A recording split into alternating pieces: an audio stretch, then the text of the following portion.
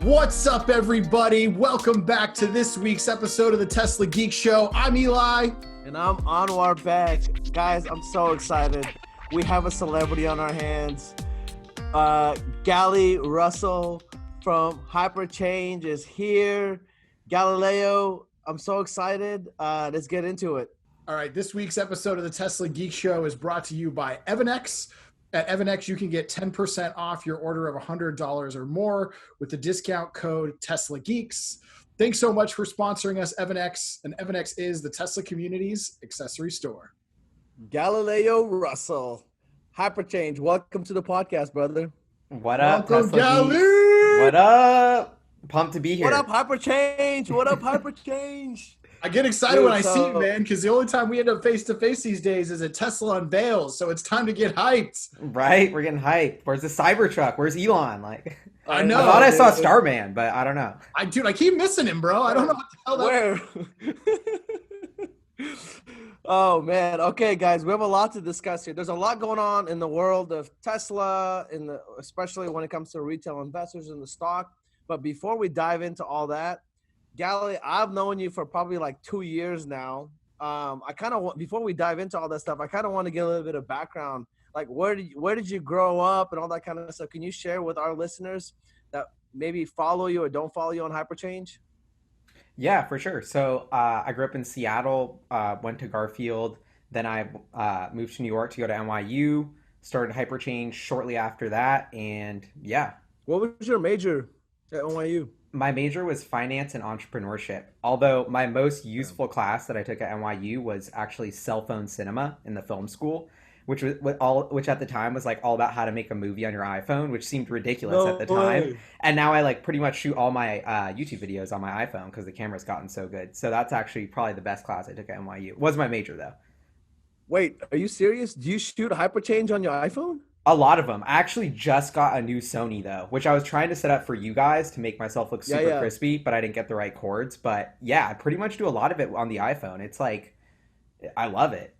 You know what? That's I do awesome. got to testify to the iPhone, and I wish I bought Apple stock. I upgraded to the 11 Pro Max prior to the Cybertruck unveil.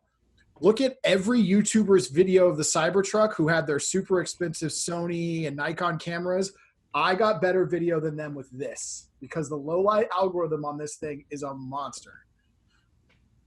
Dude, I agree. I'm stoked for the new one to come out in like a month. Definitely getting it. Take my money, Apple. So finance, entrepreneurship at NYU, have you always from a young age kind of been like into stocks and stuff?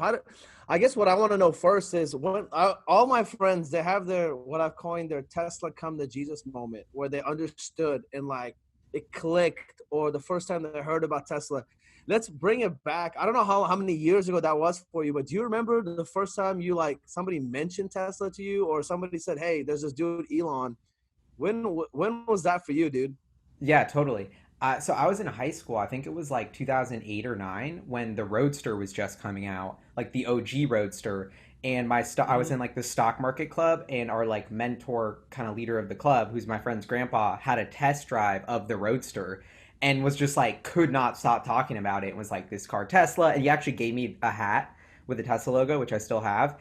And I was like, wow. And at the time I was kind of like super into like, I was kind of a tree hugger, like in Seattle, like researching like algae biofuel for my debate class to figure out a way we could get off fossil fuels. And then so I read Tesla's master plan after reading about the car, and I was like, oh my God, like it's such a fun way to tackle this climate change problem with these awesome sports cars that go really fast and look so cool. And so that started getting on the rabbit hole. And then Tesla, it's like the more you learn about it, the deeper you get, the more you want to learn, the more epic it is, the more you sort of fall in love with it. And so that was the start. And then I actually have one other moment, which I think was like in 2011 in my freshman dorm room at NYU. I was investing in Tesla, and I called up their investor relations department. It was a guy called Jeff Evanson at the time, was their head of investor relations. And this was like, I was like 19, like it took me like 4 weeks to get this phone call. I'm like, oh, I got the Seeking Alpha blog, like let me do a post. And like somehow I get on the phone with the investor relations at Tesla. And like the first, I'm like, okay, so what's the vision? Like how big are we, And the first thing he says is like, we're going to be the biggest car company in America. We're going to be bigger than Ford. Like that's what we're here to do, is like change the world. And I was like, whoa, like I'm Googling Ford's market cap versus Tesla's. And I'm like, man, that was a pretty pretty bold statement. And so it's funny to fast forward till now where it's like, you know, Tesla's worth like what, like 10x forward today as we're recording this. Dude, so you're like interest in Tesla and all this was pre-IPO. It sounds like I No, thought no, I just got after in early. IPO. It was just after IPO. Okay. Well, I guess the Oh, Roadster, but it was 2008. Yeah, the Roadster Yeah. story. That's what I was referring to. So you knew about Tesla like, I mean, years before the IPO, even like 2008. That's super early. Yeah, I guess so. I mean, the Roadster was like making a splash in like nerdy tech supercar circles, you know? It was like, ooh, this is the Yeah. thing to get. So, Yeah. Do you remember your first ride in a Tesla? The very first time? right? I'm trying to, honestly, no. It's not a bad. No? I remember the first time I drove a Tesla, though, which was at the Fremont factory. Shout out to Martin. And this was, I think it was in 2017 or 2018, right after the Model 3 like was getting off the ground. Martin is the CFO or the Head of Investor Relations. Investor Relations. Yeah. Yeah. I haven't met him yet. Yeah, he's awesome. So he took me and my buddy Julian on a tour, and we got a ride in the Model 3 afterward. And I remember him being like, dude, it was a performance. And he's like, all right, we're going to floor it. And it took me like 5 tries to actually floor it because I'm like such a slow grandma driver that like and Martin's like, bro, I know you didn't floor it. Like I could feel it. And it was just kind of embarrassing, but I loved it. Yeah. That's hilarious, dude. So I got to know, how do you handle the P100D? Not well, to be honest. I got to try Soph. I know you guys know Soph, his P100D, and like try launch mode in that. I mean, it was insane. I'm kind of like, what is Tesla doing with the new Roadster that's going to come out? Like even faster? Like, I don't know. Brains are going to be coming out the back of people's skulls is my official assessment. Totally. Dude, I remember when I did my, like, I think I might have been the first person non-Tesla to take a ride in the next gen Roadster. I came out and people were like clamoring, being like, how was it? And I was trying to show them the video and my hand was legit shaking, dude. I was like, watch this. And I remember being like, what the hell? Like, stop. Cause like, I mean, it was just like, what, 3 or 4 G-force on you. It's like I just took a ride in a damn rocket. That's what it felt like. And it was like instant, you know? And man, that was a long time ago. That was like 3 years ago now. Yeah, I remember seeing you in the video. Like, oh. Yeah. That video gets showed around everywhere, dude. It's so crazy. Apparently, Tesla uses it whenever they recruit people. So, like, every person at Tesla is in some capacity has seen my face at one point or another. Oh my God. So, Eli, when did you meet Gali first? Did I introduce you to him? I don't remember. When did you and me officially meet? Because I think you met Starman before you and me ever got to officially connect. Probably Model Y, I want to say, or somewhere around then. Okay. There's so many Tesla so it was events, they recent. blur together. So, yeah they really sounds do. right, Model Y. So, actually, wait, were you at the Roadster semi-unveil? No, I was not. Okay, then it must Tragic. have been It's a sore subject, honestly. Was that the one that so that was an event that a lot of people were like, oh, it's just the semi, I don't want to travel, no big deal, #regrets. Were you in that? Dude. Oh no, I was in the I'm too small time to be invited group. Like I was totally down to go. I was just like, this was like pre-hyperchange, so. Oh, and you didn't own a Tesla? No, I didn't own a Tesla Okay. at all. I still don't own a Tesla. That was it. So at that time, Yeah. 5 referrals, because it was just S and X. That's how I got in. I was nobody. I got in because 5 referrals of S and X. That was an entry to the unveil, and yeah, that was well before 3. Yeah, I think it was Model Y, man. I think we had talked over the internet, but I think Model Y was the first time we met in person. So Gali and I first met. I reached out to him like, I mean, I want to say you just started Hyperchange or something. Like it was early. This was a couple of years ago, right? So I watched. I was doing this whirlwind trip with my wife. I don't know if I told you that at the time. I was like in Patagonia somewhere in some cabin. Yeah, I remember that. And I watched this kid's video and I was like, oh my God. I was like, this guy's gonna crush it. Like clearly, like as soon as I saw it, I was like, dude, this guy's gonna own the space. This is amazing. To the point where like, I think I emailed you directly and I was like, hey man, like you don't know me, but like kind of like a fan or whatever. And then me and you just like connected and then we had a lot in common. I'll just leave it at that. So Gali is kind of like mentored me somewhat through, we're both big believers in Tesla and in Bitcoin. Totally. So our friendship kind of developed over the last few years. And then this last time around, the 3 of us got a lot of chance to hang out during, when was that? You guys all came to Austin. Yeah. Many more I got to Austin hangouts show. to come, honestly. Oh Oh, dude, I know. That I was a know. legendary meeting in Austin because it was you, me, Gali, and then Vivas Kamor sitting around the table Yep. talking about batteries. Oh my God. Batteries. Geeking out, dude. The ultimate geek out session. Yeah, it was and having all the Tesla YouTube people in one space is always like a blast. So Yeah, yeah, like yeah. now So Tesla Nomics, all everybody's there. I'm pumped everybody for there Austin and next like, year. I'm already looking forward to it. dude, I'm gonna have to like. This is my. I feel like I'm the host, right? I gotta be the one that's like putting together events, and I'm gonna have to house everybody or do something. I'll talk to Tesla. Maybe we can all crash at the Giga Texas factory or somewhere nearby. I'm in. I'll sleep on the floor. I'm in. Sleep on the floor. Elon style, dude. We'll pull up right next to Elon. All right, man. So this is thank you for taking the time to share some of the background. I mean, I've known you for a while. I guess I've never asked kind of like a little bit of like how you got into all this stuff. How so it sounds like you've kind of been on the Tesla bandwagon as far as like when did it get to that point where like I guess you were so into it you had to start Hyperchange? Like how did that what's the story behind all that? Like the YouTube channel, like how did that come about? Did you just wake up one day and say, "Hey man, like I'm so into this stuff, I'm already taking the time to research, let me just disseminate this knowledge"? Yeah, Or did totally. you want to be a famous YouTuber? A little of both for sure. I got hooked on Gary Vee, honestly. I got to give a shout out to Gary Vee. I feel like he's polarizing. Some people are like, "Dude, Gary Vee sucks. Like so lame. Like he's Uh, pumping you up." But we're, it's like, dude, Gary we're, Vee like he really opened my mind to like I'd been nerdy into investing, read the Warren Buffett book when I was in high school, like started a stock club in my high school, was just like that super nerdy kid into investing. And all my friends yeah, would always ask me like, "How do you invest?" I want to learn about investing. I know I should know about this, but like I don't know how to learn. And I would be like, well, I don't know how to learn either, other than like Googling. And I was a big, I guess, fan of CNBC, but like I didn't, there was nothing else. Like I just watched CNBC, the business channel. And then over time I realized like CNBC sucks. Just getting so frustrated every time I watch it. Like 12:58, stock market's up 1%. 12:59, big new alert, stock market's only up 0.85% now for the day. 2 minutes later, now it's up 0.9%. It's like we're running in circles. Nobody should be looking at that. People are getting dumber watching this program about financial media, not smarter. It's making like it just and so instead of being a complainer, I thought the bigger the problem, the bigger the opportunity. Instead of just saying CNBC sucks, I'm going to build a better business and build the show that I want to watch. And so I was like, I thought a lot about what's the show that I would want to watch, and that's what Gary Vee really helped me with is like authenticity, be yourself. And I just realized like what is missing in financial media? Someone who's honest and transparent and says what they do publicly and transparently and just doesn't talk bullshit and isn't trying to sell you something. My whole premise of Hyperchange is like I don't want you to follow me. Don't invest how I invest. I'm just an investor open sourcing my journey. Like this is literally my diary. And I think that to me is the best way to learn. That's how I like to learn is follow famous investors and like read like what investments are they making, why are those investors making those investments. I call it the case study method. Like every company is a case study. And yeah. you can learn so much from these case studies, and you'll learn way more than in business school or any type of school than by just investing in companies you love and following them as case studies. And so that's my sort of methodology. And I don't know, I always thought I was good at investing.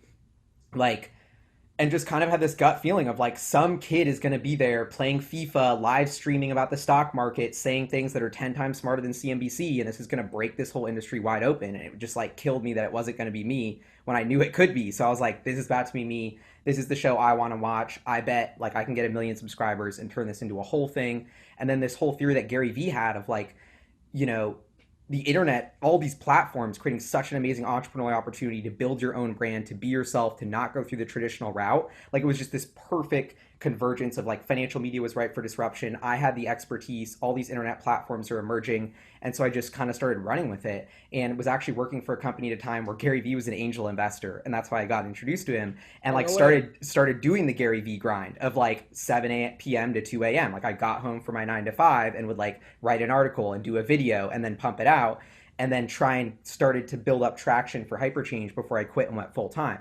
Ended up quitting, going full time, Bitcoin skyrockets, like cashed out of my Bitcoin, had like a year worth of rent to basically be like, all right, I can go full time on Hyperchange and like go hard on this and see if like it'll take off and become a business.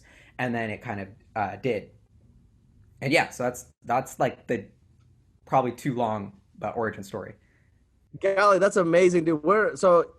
Tesla Geeks Show is definitely Gary Vee. You know, we're huge fans of Gary Vee. I actually have a similar background to Gary Vee. Like, we're both like former Soviet Union kids that immigrated to the United States, and I think I met Gary when he came to Austin. You know, our buddy Dan from What's Inside. They're good buddies. So I got a chance to meet Gary and like speak to him in Russian and shit. That's pretty wild, dude. The Wow, dude still that is speaks cool. Russian fluently. Yeah. Yeah, I'm a big You fan like, of Gary Vee.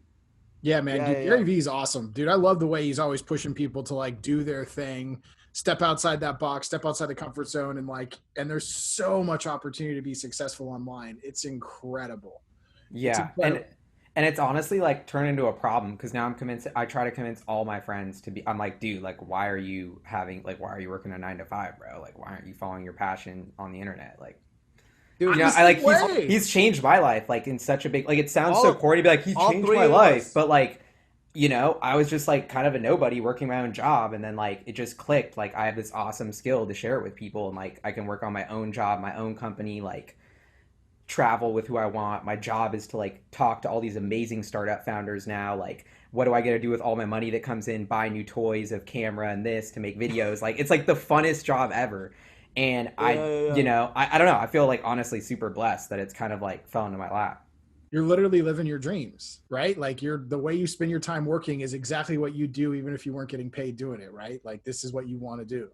To some degree. And honestly, like I feel like we're kind of at like Tesla, Model 3 delivers profitability, like they have money to invest, like it's game over now. Like I kind of feel like that's where hyperchange is at. Like I got to this point where like I can pay my bills, it's my full-time job. Now we have a little bit of extra money and I'm like investing in all this new equipment, big rebrand. Like since I like the Tesla Geek Show, I'm gonna let this slip. Like I'm trying to launch like or I don't know what I'm allowed to say about this, but I'm planning to launch a venture fund and like start angel investing and I have been angel and startup investing, but like really turbocharge that and kind of like disrupt all of VC as my next move. And so I feel so pumped because I'm just like, okay, now we got to like 0 to 1, and now it's about just using the audience and show and capital to like take this all the way. So I feel like this is still just like, the tiniest. It seems exciting, like what Hyperchange is on now, but it's like nothing compared to what will be in, another 2 years. Dude, starting your Dude, own that's fund, awesome. that's awesome, man. Is it just gonna be your money? You gotta take outside money as well. Well, Take my money, Gali. Take my That's what we're money. saying.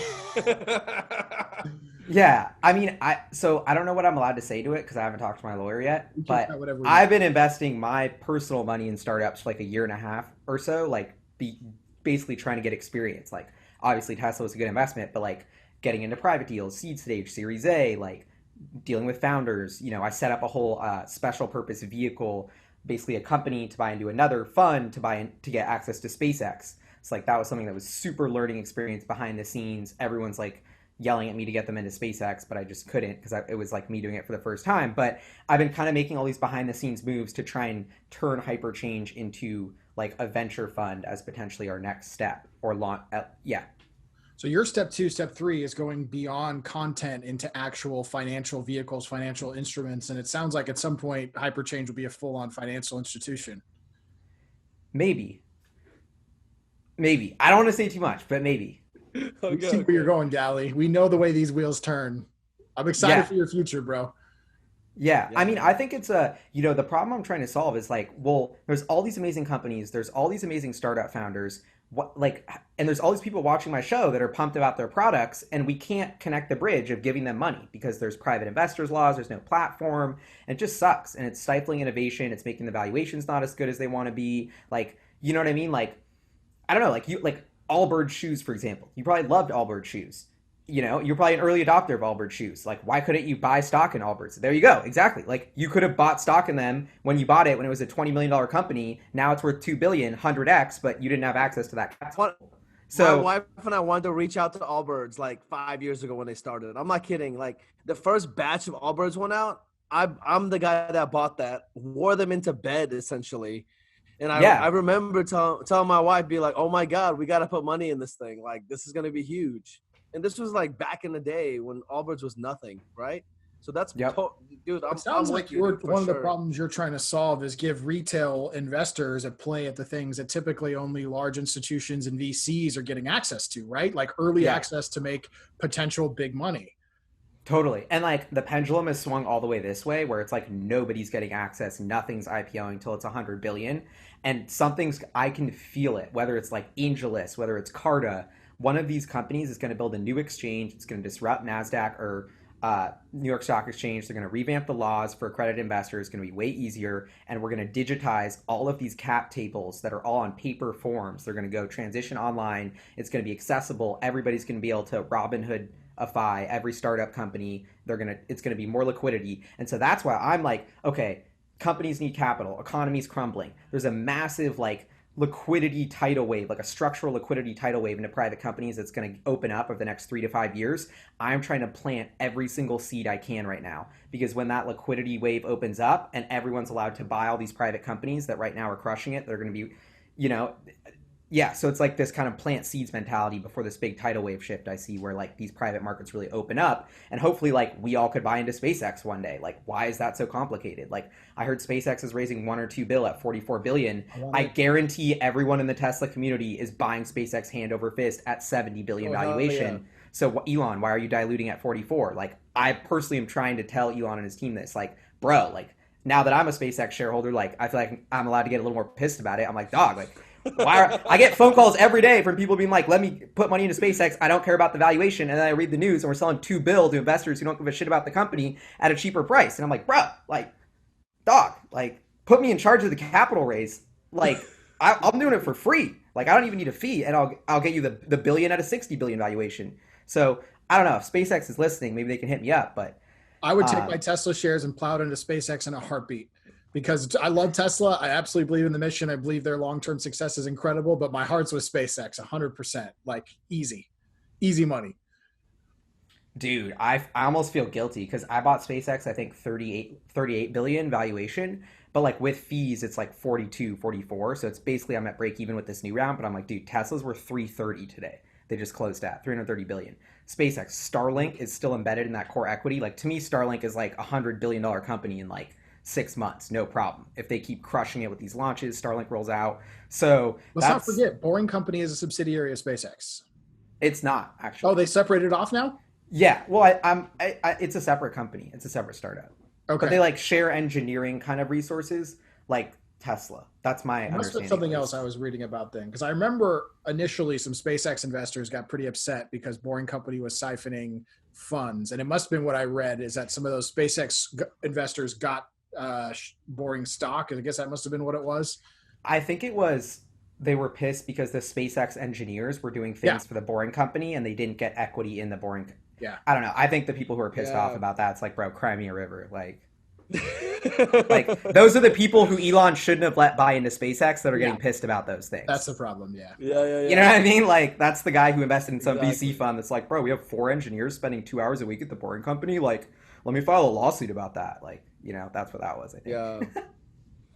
All right, so we've touched on SpaceX, Boring Company. Let's get into the meat of it, dude. Let's chat about Tesla, especially right now. There's a lot of hype. There's a lot. I've watched all your videos on this 5-to-1 stock split. Kind of give us. I mean, I'm sure everybody, all your friends are hitting you up right now. They're like, Gali, I missed the boat at Tesla when it was at 300. You know, a year ago. Is this my time?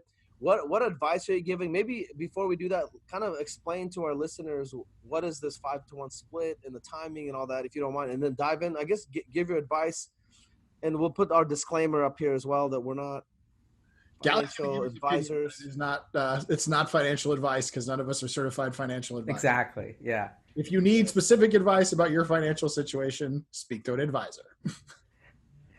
Yeah. Our lawyers made us say that. Perfect. That's perfect. Perfect intro. I mean, you know, the 5-to-1. So Tesla IPOs at $15 in 2011, 2021. Now they're 1,500 or whatever. You know, it's just way too high. Like, this is what companies do. The stock price is too high. They split it. The options are too expensive. It's too complicated for people to buy it because now I need $1,500 for each chunk or whatever. You know, it's just really simply like if a stock appreciates 100x, it's probably going to do a split. That's why like Apple's been doing several splits as the share price goes up. Like, it just makes it more accessible. So I actually don't think it's that big of a deal, to be honest. Like, it's a big deal because Robinhood traders can get more hyped about it because it's easier to buy shares, I guess. And it might be like easier access to the S&P 500 maybe. Sorry. Mm-hmm. Very good. Actually, that wasn't a really good answer. But I guess my big takeaway from this is like, okay, Tesla does the 5-for-1 split. It doesn't really change anything, makes it a little easier to buy. But like, to be honest, I don't care about it. And I'm kind of over the hype about it because it just doesn't change what's happening at Tesla. Like, I'm a fundamental investor. It's like, what is going on at Fremont? What's going on in Shanghai? What's going on in Austin? Like, what is the day to day at Tesla? That is going to influence the value of the company. Whether the stock price has 200 million shares outstanding and is at 1,500, or has a billion and is at 1/5 of that, just doesn't matter to me. So I know for you, the stock split, how that ratio breaks out doesn't make any difference. But it seems the way the market has been responding suggests that for a lot of people out there, it is mattering, right? Because we've seen a 20% rise, 25% rise in Tesla stock since the split. What do you think's all driving that? So I think there's a really big misconception that because a stock is increasing, you have to go back and retroactively try and find a piece of news to rationalize that stock move in your head. This is what everyone does. Probably CNBC's fault that this exists. Like, Tesla stock's up today because of this. You don't know why it's up. I saw an article today. They're like, why is Tesla stock up 15% for no reason? It makes no sense. Like, the stock market's psychology. Like, I think it makes perfect sense. Tesla's been crushing it. Their technology gets better every single day. The market's going to wake up one day and realize that month of progress they should be priced in, whether it's today or tomorrow or yesterday or I think it's not because of the split that it's going up. It's not because of Wedbush's price target increase. It's because Tesla is about to change the world, and more people are realizing that every single day and are learning about the technology and products and services and are investing in it because they think it's undervalued at this price. It's like a long-term sort of like market economic psychology leaching into the equity price, giving it that valuation, not these like short pieces of news incrementally moving it perfectly. Like, I just think that whole like, I'm not saying that's what you're thinking, Eli, but like I've just been seeing this in the news. That's why I'm trying to go on this rant of like, just because Tesla stock's up 10% doesn't mean there's a piece of news that popped it or. Yeah, that makes a lot of sense. Like, unlike you have moments where clearly the stock's moving because of earnings got released or deliveries got released, right? Profit beats, missing expectations, etc. The market absolutely does move in ways that do not seem logical. And I love that you said the CNBC effect, because no matter what happens in the market, when you said this early, the market could be up 0.85%, in 1%, or be up 1%, end up only 0.85%. And they will have an explanation for why that was, even though it's impossible to accurately track down in such a large economic system what the true source of some of these moves are. So that's a good take. Exactly. And I would say if you think the second you think you know anything in the market, like, you're already wrong and have lost the game. You don't know anything. Like, everything could be, so when I hear people like the certainty of like, this is why this happening, like, that to me is like a huge red flag of like, you obviously have no idea what you're talking about. So that's a piece of advice I would give to people. One thing Gali, you and I have talked about this. I've been in the Tesla stock, I think, since like sometime 2012.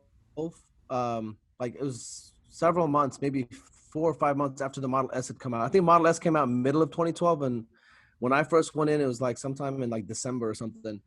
But the way I look at the Tesla stock from the past decade, a little, like, I guess since I've been in it, there's been like this, like, in the beginning when Tesla stock was from IPO phase until it kind of like stayed around like $30 for a while, right?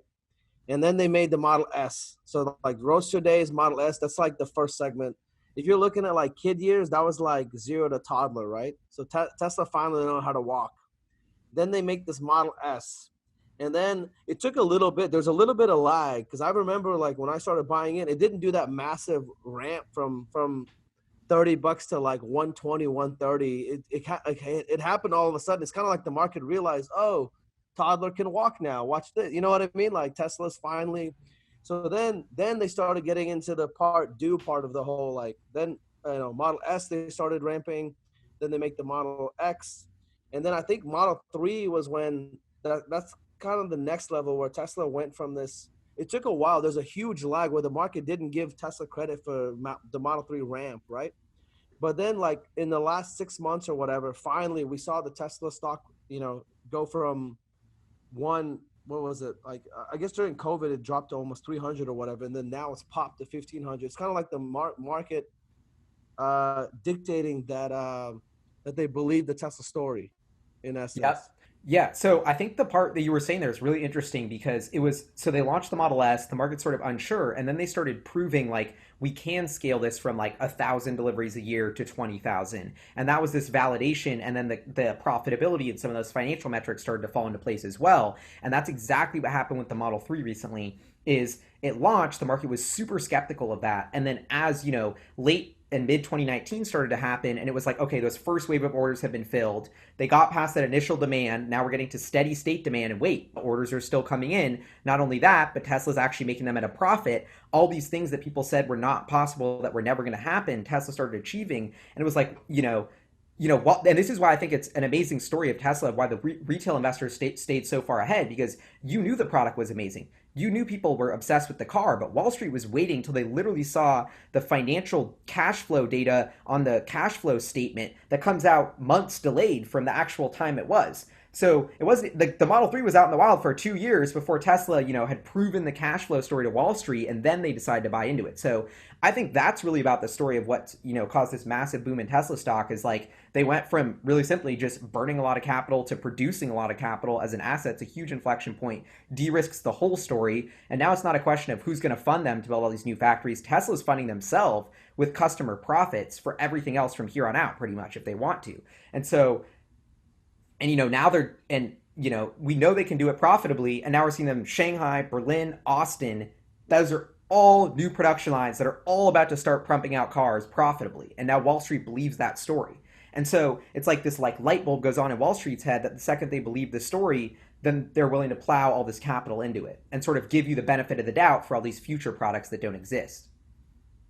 So we had an interesting timing of events as well, and I'm sure you remember this, Gali. In 2017, especially through a good part of 2018, the entire narrative coming out of a lot of analysts in Wall Street and the mainstream media was that Tesla is going bankrupt, right? You remember this. I think it was until about Q3 and then after Q4 earnings of 2019 did that narrative start to shift. And I think it was in Q3 that we got Jim Cramer on our team, and he started speaking out loudly on Twitter and from the Financial Times. What kind of role do you think that transition ultimately played in the entire movement that we've seen of this massive push of capital into Tesla?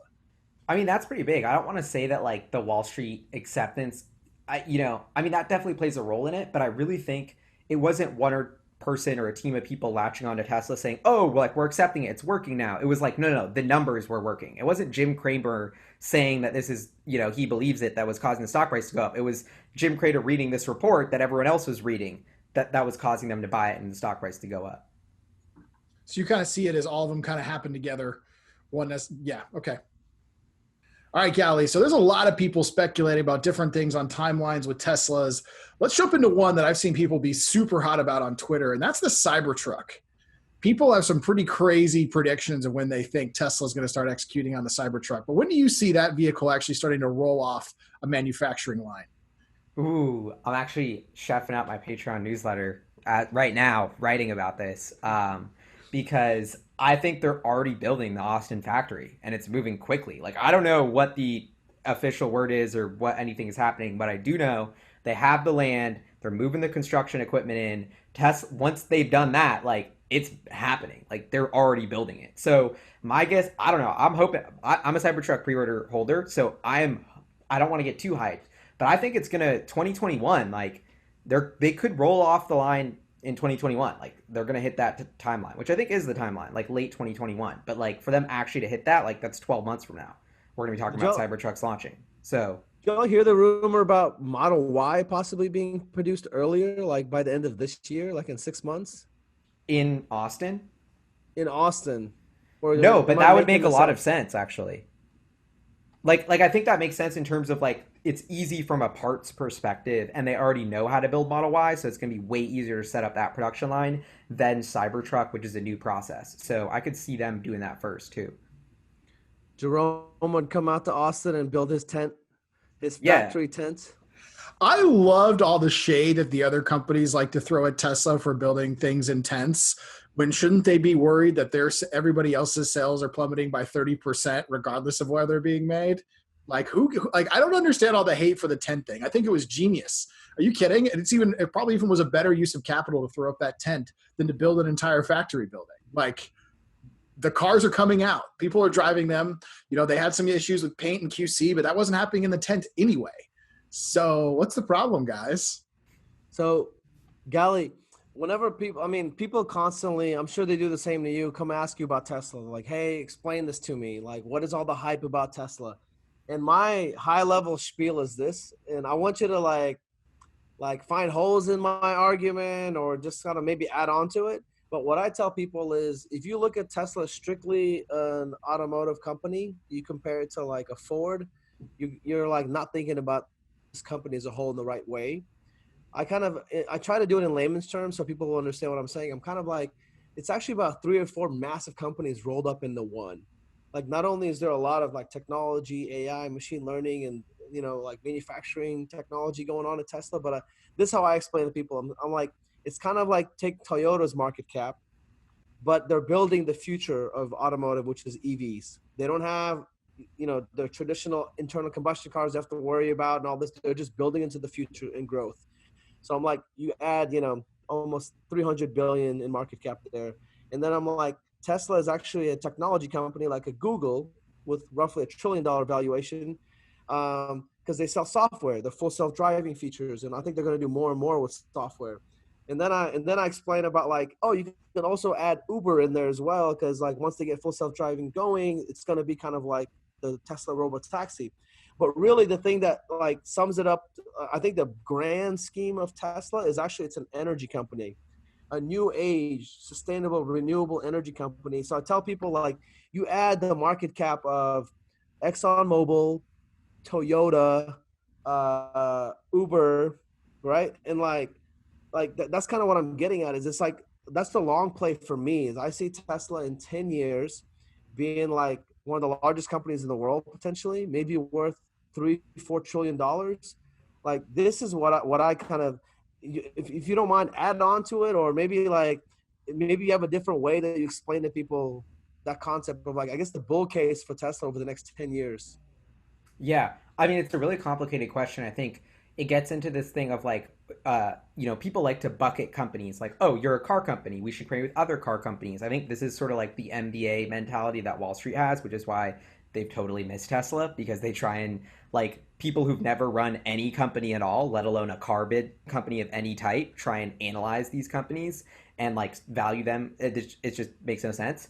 But this whole concept of like, okay, so what does Ford sell? Ford even doesn't even build most of the stuff in their car. They pay other companies to do that. So when you look at the market cap of Ford, you're basically looking at the market cap of like a blue logo and like some designers for how to design an engine that isn't that valuable. Like how much is Ford really worth as an asset, And maybe you have 10 factories around the world pumping out engines that nobody needs anymore. Like this isn't really an asset that is worth that much. But when you think about Tesla, like they do everything in-house. They build all their production. So you have to internalize all the market capitalizations of automotive part suppliers. And then, like the ExxonMobil point was fascinating. What was the largest IPO ever? Pretty sure it was Saudi Aramco. It was like 2 trillion when they hit the market. They're making like 200 billion in earnings, because they're the energy source that powers everything that moves around our economy. And so Tesla sells the solar panels and the batteries. They're actually selling not only the energy consumption device, the car, but the energy production device, the solar panels, and the energy storage device, the battery. So, while Ford is going to get that $50,000 sale from that car, they're not getting any more revenue. Tesla's getting that $50,000 sale and potentially the lifetime, energy production that goes along with that product, they're going to sell you as well with their solar roof. And so that's one way I look at it. And I loved Elon Musk's analogy of like, this is 10 startups in one. The people arguing about, how much margin Tesla made, how profitable they are, like, sure, that's fine. But like, they're also hiring so many people and doing so many things that have nothing to do with how they're generating money today. They're impacting their profitability. They're losing a ton of money investing in all this AI, self-driving, battery tech stuff that's not in any of the products. They're paying for it all today. So it's really like 10 startups in one. They're doing insurance, auto insurance, tens of billions of dollars a market, energy, the grid, solar panels, cars, trucks, pickup trucks. Like you can really, literally count these. Like, is Toyota selling a solar roof product? I don't think so. Are they doing batteries for the grid? Is Ford or GM? Like, on some level, literally they're not a car company. But I think the biggest valuation and this is why nobody knows what's going on. And when I tell people, when I say like, how do you know why Tesla stock's up or down today? You don't, because nobody really knows. The market is grasping with the most difficult sort of rationalization of equity in history, which is what if Tesla does turn on their self-driving software? What if with one software update a year from now, they have 2 million robo taxis and they have the Tesla network and they're generating billions of dollars of super high margin, 100% down to the bottom line profitable revenue? How do you rationalize that overnight? Tesla just got tens of like literally just turned on this spigot that's just pumping out billions of dollars with their full self-driving. So, let's call that a $1 trillion opportunity. Well, is the chance of them hitting that 30%? I think so. So is that worth 300 billion probability adjusted? Like maybe. So that could justify the whole value of Tesla today. So I think the market and the people trying to pin down why the stock's up or down today are missing this much bigger picture of like, well, if Tesla flips the switch and all of a sudden their cars can move around people and stuff and make all this money, like, it's the biggest fundamental step change in asset value in human history, is what Elon Musk called it on the last conference call. And I'm like, yes, that actually is what it would be. So to watch Wall Street try and put that into a spreadsheet is going to be really fun and entertaining. And I think that's a big reason why like the valuation makes no sense. Like, okay, like Navigant Research will come out with a report saying Tesla's last in self-driving research, but why are they trading for double Toyota? Because investors know who's ahead in self-driving and it's Tesla and they're betting with billions of dollars on it. It's not some report by Navigant done by some guy who's never coded a line of code in his life. Or been in any of these vehicles. Yeah, and it's like, and so, the way I look at it is like, so I'm actually like an anthropologist when I want to be an investor. Like, how is society changing? I want to invest in a technology that has a product or service that has a lot of value to these 8 billion monkeys that live on this rock called Earth. And so those 8 billion monkeys need to get in between cities, need to get around cities, and that's going to be a huge, huge piece of the economy of how we work on this planet and on Mars and on every other planet we go to. And so when I think about that opportunity, I'm like, Tesla's building the cleanest, safest, cheapest way for all of those 8 billion monkeys to get around that rock. That is going to be one of the biggest companies in the world if they actually succeed at that. And so that's from like a super, like one of my favorite things to do when I talk about Tesla stock is drive around with my friend around Seattle. And we'll drive around, we'll be like, Model 2, Model Y, Model 3, Cybertruck, solar roof. Literally drive around any street, residential, and point every single car. And you can point which Tesla product that will be in 5 years. You can point to the roof that's going to be solar. You can literally point out $1 trillion of revenue if you just drive around the US looking at things. It's right in front of you. Go down the street. None of the cars are electric except Tesla. 9 out of 10 of those cars need to buy new electric cars. Like, it's like this is a business opportunity that's $1 trillion that stares at you at the face every time you turn on a light switch or walk outside your house. Dude, I love it. I love the anthropology example that you're talking about. Have you seen the photo behind you? Gali? The monkey? Yeah. So now, whenever you come up with your Moonshot Mondays, I know what you're doing. You're just turning around, like this. You're like, okay. So now I know who that is right there. That's amazing, dude. So of the assets that Tesla's got on its balance sheet and all these different technologies it's developing, which is the one that you're currently most bullish on of its long-term contribution to Tesla's market value? So I think the battery is the story for the next, couple years. That new battery that they're going to announce at Battery Day, or that we all think they will, like that is a huge piece of the market value because it means that they can pump out, they can go from like this 500,000 EVs a year, 20 billion in revenue, 25 billion revenue, that's cute, to like 5 million EVs a year with this new battery to like hundreds of billions in revenue. So that's going to be the next story. That's the next big growth, this new battery. And that I think has huge, huge value, the Maxwell company. But really the long term, like I said, I think the full self-driving is really the game changer here. And so, Pete Bannon's team building that hardware chip, the fully self-driving computer, they're going to come out with a newer version of that soon. Andre Karpathy, the autopilot team, building that neural net, Dojo, those pieces of technology which are not really generating much revenue now, or compared to what they will be, I think have the most value. Do you think we're going to see an AP 4.0 hardware retrofit coming in the next year or two? Yep, 100%. I don't know if year or two, but there will be like a hardware for AP thing, inevitably. I think on Autonomy Day, Elon Musk said they were already working on that. Very cool. Dude, they're definitely going to take Gali. Lad. Yeah. Dude, I just want to say, dude, like, honestly, I'm so, like, I feel fortunate you coming on. I feel fortunate that I have friends like you and Eli. Like, it's amazing. I watch your YouTube video, and I can just hit you up and text you about something, right? But, like, I'll just tell the listeners, like, prior to me meeting Gali and, like, really following, like, Hyperchange, I used to be super intimidated by, like, these companies and earnings reports and all this.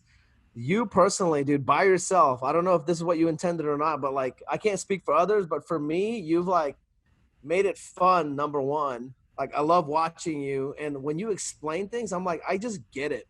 I think you like simplify, you bring things back to like, that's why I feel like these financial institutions and stuff, they sometimes they speak all this jargon just to confuse you. It's really not like following you for the past few years and following Hyperchange really closely. Like I've gained this confidence now. I'm like, oh, let me watch. I watch Gali, and you just like explain like what it is, and like it makes intuitive sense. Now it's giving me the confidence to look at any other company like that, right? Tesla is kind of like the model that I look at, and you're like, I don't know how to explain it. You're the guy that kind of like translates all that jargon, and I get it, and I'm like, oh, okay, and it makes sense, and I understand what's going on in the Tesla world, right? The factories and all that. But when you're able to take those and explain to me how it affects their finances and their line, like the videos, like if you guys get a chance, go follow Hyperchange. It's like by far the best YouTube channel in my opinion for retail investors that have any kind of interest in Tesla. You mentioned other. And let's highlight as well, Elon Musk in both tweets, earnings call, and on a third row interview suggested that some of these bloggers, Gali, are calling what's happening with Tesla far more accurate than any of the big institutions. That was a big shout out, and that tells a lot. And what Anwar Beck said is absolutely right. The way Gali has demystified this giant regulatory financial process and filing, and the way vertical integration is actually affecting Tesla is tremendous. I think you've helped a lot of Tesla investors, although you're not a financial advisor. You've helped educate them to make a lot of great decisions. Yeah, that makes me so happy. I'm just going to remind people, do y'all remember the earnings call? This was maybe like a year and a half ago where Elon was like, screw these guys, we're going to YouTube. That's this guy right here, dude. This is the guy that made that famous. Like, there was no such thing as taking questions from retail investors. Are you fucking kidding me? Like, Gali, that was you, dude. Like, you paved the way for that. And now it's like a normal thing, at least on Tesla earnings call. I think in the future, that's going to be a thing for all these other companies as well, Like, yeah, I just hope, like, history remembers who was the guy that originally got that going, dude. You gave retail investors like us a voice, dude. Like, seriously, bro. Like, we're so fortunate. Thank you again for taking the time to come on our podcast. As you can tell, guys, I'm a huge fan of Gali. Every time I see that shining face, I get excited. But thanks, bro, for coming on. Can't wait to have both of you guys back in Austin, Texas. I think we're going to have a lot to show you guys next time you guys are here. I think we will. And I think you had one last question for Gali. Oh, Gali has these he calls them his Moonshot Monday, where he like makes crazy predictions. Gali, I want the most epic, and like you can reach as far as you want. It can be something crazy, but in the realm of Tesla, or maybe even in the realm of Elon, let's say, I'm not going to narrow it to Tesla. Give us a mega Moonshot Monday. Yeah. All right. I've been thinking, I don't want to let people down on this, but I don't know, kind of maybe not too surprising, but I think Tesla should merge with the Boring Company.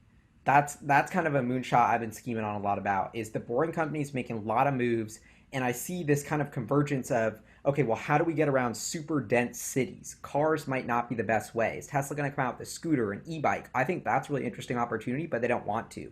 I think Elon Musk's solution to personalize sort of urban mass transit is these massive, the network of 3D tunnels underground shooting these sort of electric cars or vehicles on these tubes.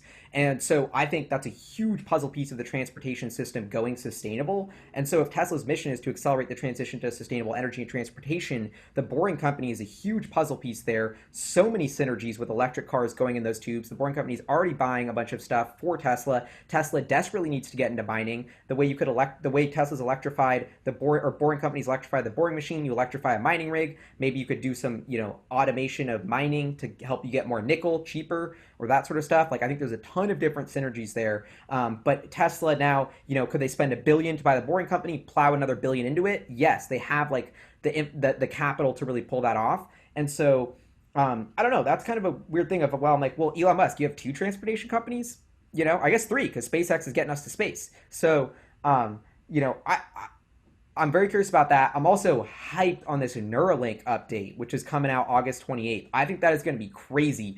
I think not enough people like give Elon cred for like some like chimpanzee in San Diego is like controlling an iPad across the room with his brain with a Neuralink chip in it right now. Like, dude, maybe the coolest thing Elon's doing right now. I don't know. Like, you know what I mean? So I think as Neuralink news comes out, I'm really pumped. But yeah, I think that's my good moonshot for now. What do you guys think? Bro, Is that I love it, and this is the first time, I'll be honest, that I've thought about this, or you just mentioned it. Elon Musk is doing transportation below the ground, on the surface, and in the air, right? Like, it's all of it. Like, I never thought about it in that way. You're totally right. And not only is he doing it all that on this below the surface, on the surface, and then in orbit and atmosphere around Earth, he's going to take all this shit, ship it to Mars, and do this entire life cycle on another planet. Over again. Right? Totally. Dude, Tesla Mars? Has Adam Jonas even modeled in Tesla Mars revenue yet? Like, dude, like supercharging on Mars? Yeah. I don't think they figured Hell it yeah. out. Oh, actually, you know what? Screw it. I do have another crazy moonshot. This is like something I've kind of been thinking and I've heard is like a floating autonomous solar farm. So sort of like a boat that's just a big solar panel that like kind of floats and like maybe has like wind turbines on it too and solar energy, and they're sort of like off the coasts of cities, and they are like, that's a sort of new way to collect energy as well. I don't know. Or similar to that, basically Tesla gets into the power plants business. Why are we selling megapacks and solar panels to other companies and letting them operate them and profitably? You know, it's turning Tesla just doesn't have the time or resources to get into it. But eventually it's like, Tesla, like we shouldn't be selling batteries. We should be selling energy. So maybe we should just start building a bunch of, like, who's building all the new power plants? I don't know. Should we wait for everyone to buy a Powerwall? Or would it be faster if we just built it ourselves with our own capital and started selling the energy? So, I'm pumped. I love Tesla because you're literally buying a never expiring call option on the greatest inventor of our generation, Elon Musk. I'm invested in the thing that Elon Musk, like the smartest dude ever, has all his money in, Tesla stock. And if he invents more stuff, probably going to be on Tesla or SpaceX, both of which I'm an investor in. So like, I almost like, that's kind of my big takeaway from this whole Tesla lesson thing is like, who's the entrepreneur I want to invest in? An inventor, an engineer, not like a business MBA kind of guy. That is probably the coolest line I think I've heard this entire show. It's like having a non-expiring call option on the smartest guy. Oh, dude, that was awesome. All right, we're going to end the episode right here because there's nothing better than that could be added. Gali, thank you so much for joining us on the Tesla Geeks Show. And everybody, yeah, thanks for having me. Thank you so much for watching. We can't wait to have you back next time. Yeah, peace out, guys.